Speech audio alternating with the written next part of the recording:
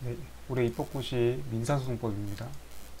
민사소송법은 민법보다 내용이 더 간단하네요. 뭐 약술도 지금 15점, 10점, 그러니까 전체 배점이 50점인가 봐요. 아마 선택 과목이라서 그런 것 같은데 법관의 깊이는 민소법 41조 거기 이후에 제척 깊이 회피 나오죠. 회피는 법관 스스로 회피하는 거고 제척 사유에 해당할 때 한다고 생각했을 때 깊이는 그런 제척 사유가 있음에도 법관이 스스로 회피를 안 하면 국민이 신청하는 거죠. 저 법관 제외해달라. 네, 뭐 입법고시도 법전이 주어지는 걸로 알고 있는데 법전 보고 뺏기면 되죠. 네. 중간 확인해서 264조 조문 내용 적어주고 중간 확인해소에 대해서 뭐 공부한 이론적인 내용이나 기억나는 거 채워주면 되겠죠. 선택 과목을 너무 어렵게 내면 약간 수험생들이 기피하는 경향이 있기 때문에 안 그래도 민사소송법 이러면 굉장히 막 그 수험생들 사이에서는 막 되게 막 부담스러운 느낌이 드는 과목 중에 하나이기 때문에 아무래도 좀 문제를 쉽게 출제하는 것 같습니다. 1문이 그나마 이게 좀 사례형 문제스러운 문제인데 소제기 전 사망, 소송 계속 중 사망, 사망이죠 사망.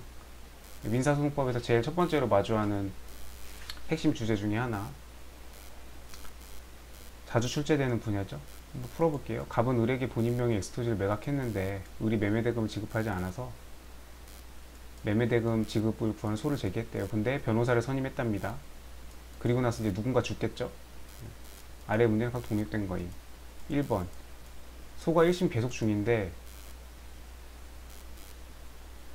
지급의 소가 1심 계속 중에 을이 소장 접수 직전 사망하였습니다. 밝혀졌다. 그러니까 소송 계속 중인데 법원에서 알게 됐나봐요. 직전 사망하였음이 밝혀졌다.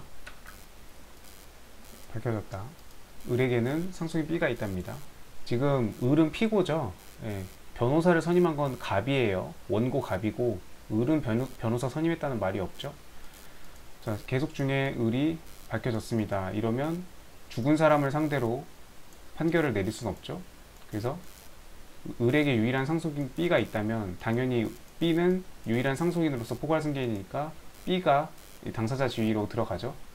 그러니까 이 경우에 그 원고 갑은 이 피고 을을 B로 바꿔주는 당사자 표시 정정을 해야죠. 당사자 표시 정정.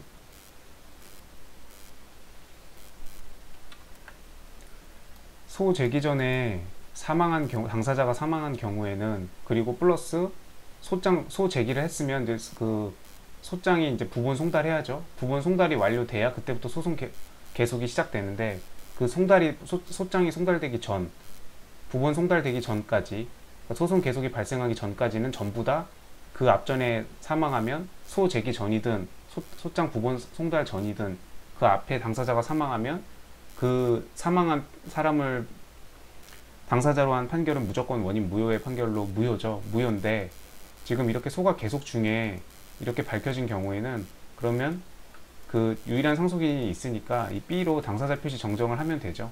왜냐면 표시 정정 안 해서 만약 소를 무효시키면 이 갑은 다시 이 소가 무효되고 나서 다시 B를 상대로 다시 소를 제기해야 되니까 그렇게 번거롭게 하느니 그냥 지금 여기 중에 이렇게 밝혀졌으면은 B로 바꾸는 당사자 표시 정정을 하면 되죠. 그렇게 해서 법원은 B를 피고로 하여 판결할 수 있다. 그렇게 적어주면 되고요. 소송 계속 중에 이번 사실심 변론 종결 전에 갑이 사망했대요. 갑은 원고죠, 원고. 변호사를 선임했고요. 자, 이렇게 되면은 민사소송법 95조 1호, 233조, 238조.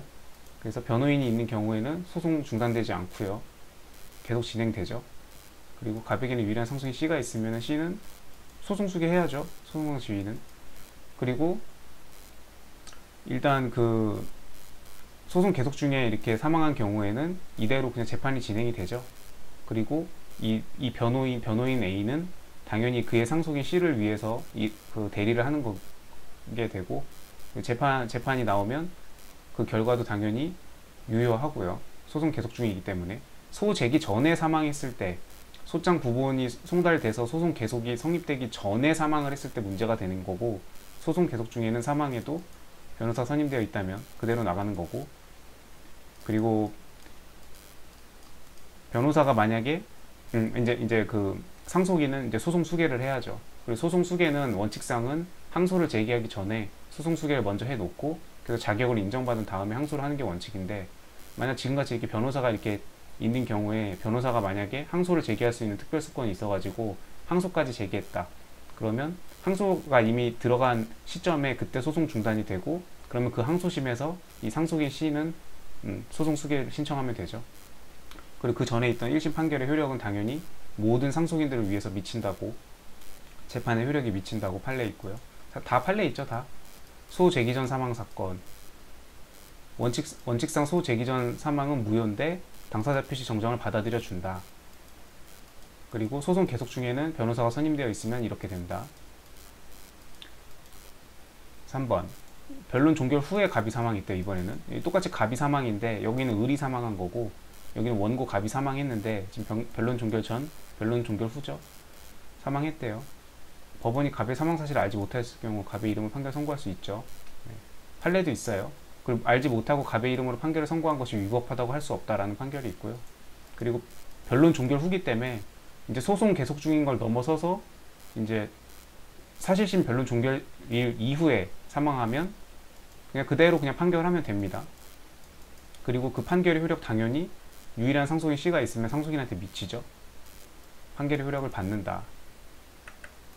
이거는 변론 종결 후는 민사소송법 218조 기판력의 주관적 범위, 객관적 범위 218조 1항이죠. 변론 종결 후에 승계인이죠. 포괄 승계인, 유일한 상속인 포괄 승계인. 효력을 받는다. 소송 수계해야 된다. 판결의 효력 받고요. 이 경우에는 소장 접수 직전 사망한 거기 때문에 원인 무효의 판결이나 유일한 상속인 B가 있으면 원고가 당사자 표시 정정해가지고 을을 B로 바꿔주면 된다. 어차피 이거 무효화 시키면 원고는 다시 이거 해야 되니까요. 번거롭게 할 필요 없죠. 네, 되게 간단하네요.